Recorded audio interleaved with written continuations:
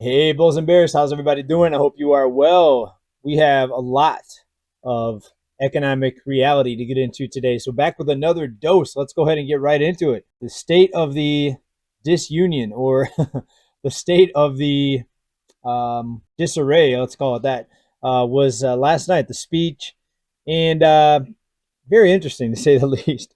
But here's some of the bragging points here. We have the jobs numbers out and came in higher than expected. This is actually 275,000. Unemployment, however, increased, and this is the official rate. So you might want to triple or quadruple this number, but it came in at 3.9%. What's significant about that is that comes in at about a 2-year high and it continues to increase. So even the flawed numbers can no longer mask economic reality. We're seeing a trend that's worsening here. Non-farm payrolls increased to 275,000 for the month, while the jobless rate moved higher. Of course, that doesn't include 100 million people out of the labor force. Wall Street had been looking for 198,000, so it blew away expectations. But here is the sad reality behind the number. And I've got a couple big things to drop on you here. One, it's probably going to be revised. So next month, we'll probably look back and they're going to revise it. Take a look at what happened to the January numbers. January was revised sharply lower from what they had initially put out in January. So by the time next month gets here, they'll be focused on next month's numbers. And if they go back and revise February's numbers, no one's going to really pay attention because they're going to be focused on the March numbers. You see how this works? So that's how they create the illusion. One of the ways I think that they create the illusion that the economy is growing, that everyone is doing fantastic, the consumer is resilient. So we'll see what happens next month, but we'll be here to tell you about what happened the previous month, while probably no one else will be talking about that. But we'll be talking about it. Let's get into this here. Another pin. Well, I shouldn't say pin because a pin would be bursting the housing bubble. Something else to prop up the housing market is being implemented here. It's going to be $10,000 tax cuts if this goes through, but this is what's being proposed, and I don't see any reason why it wouldn't go through. They're looking for new ways to keep this housing market inflated, to keep home prices from dropping. The current administration proposes $10,000 tax breaks for first-time home buyers.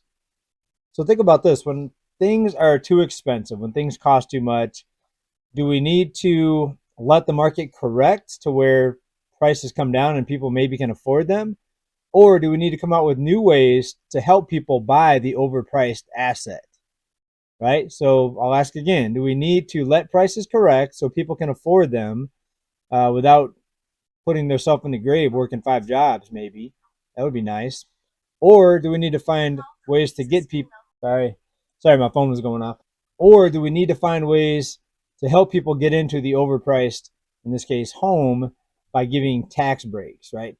So I think you know my opinion on that. It's crazier and crazier. Every time I look at the news, it seems like there's some sort of other rescue package, right, to keep the bubbles inflated. Remember, they do not want deflation because that makes it obvious because so many more jobs are lost when deflation occurs.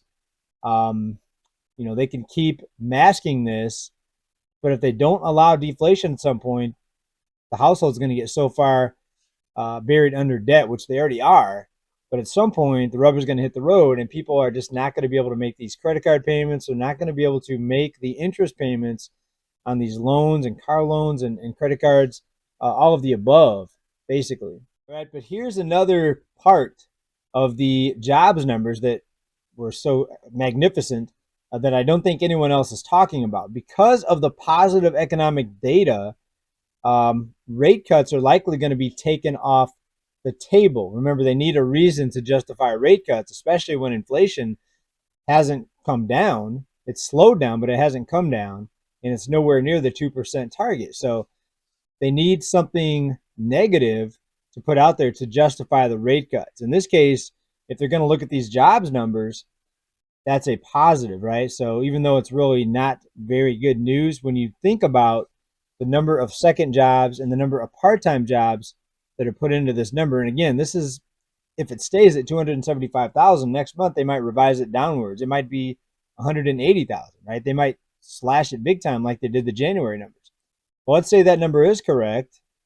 It still doesn't tell you the picture, right? The part-time jobs, the second jobs, and here's a kicker. I hope you're sitting down. I'm sitting down. I hope you're sitting down.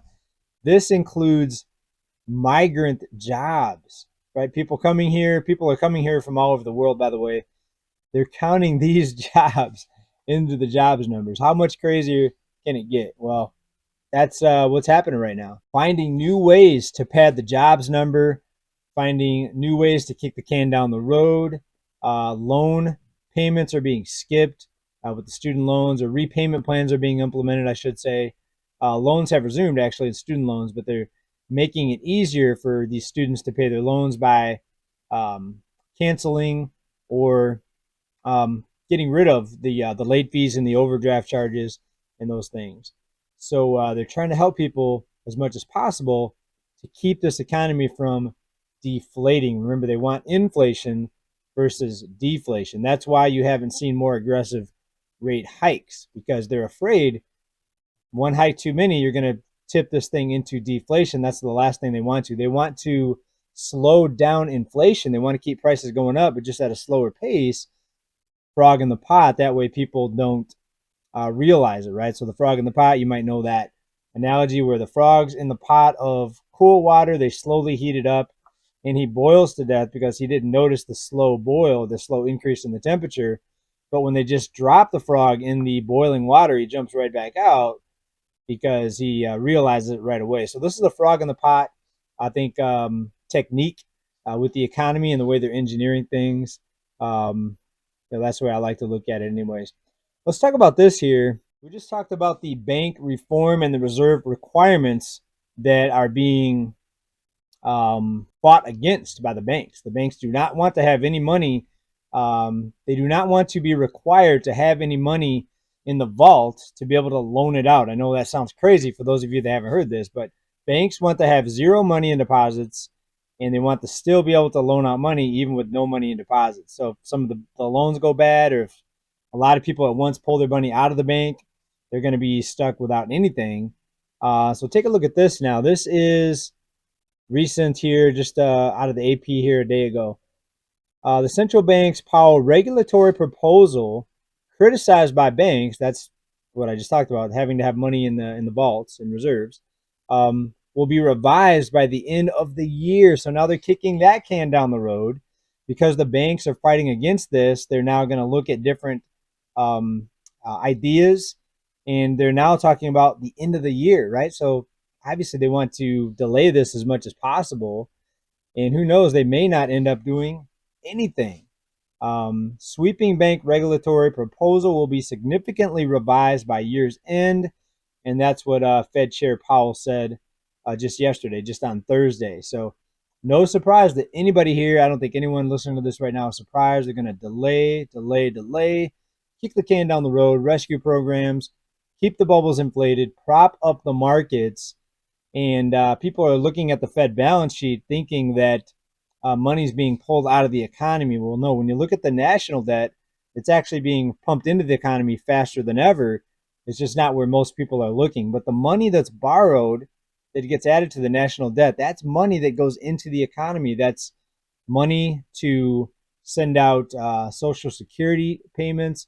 It's money to fund this and that and everything else, that if you would not fund these things with the debt and money that's borrowed, you would see a complete economic implosion. So the debt's going to climb faster and faster and faster as far as the national debt goes.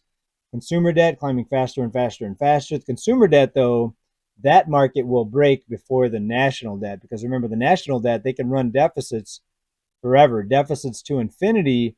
As a householder, as an individual, you and I, we cannot run deficits to infinity, because at some point the income is just not going to match all the accumulated new debt, and then the interest that's accrued on top of that debt, especially at a 20+% interest rate on credit cards. All right, folks, we're going to wrap this one up here. As you can tell, my voice is kind of raspy today. I had 4 conference calls today with clients. People are very concerned about their money right now. That's what I can tell you. There's some big things happening this year that I want to get into more. I'm just trying to figure out how to present it. But some very important stuff that I don't think anyone else out there is talking about that I want to bring you right here on this platform. But I have to figure out a way to present it in a way that's going to be accepted, if you know what I mean. So thinking about that. Please make sure you're subscribed. Important things happening here coming up very, very soon. And I want you to be on top of this here so we can get through this together. As usual, keep stacking, everybody. Big love. Bye for now. Talk to you very soon. Peace.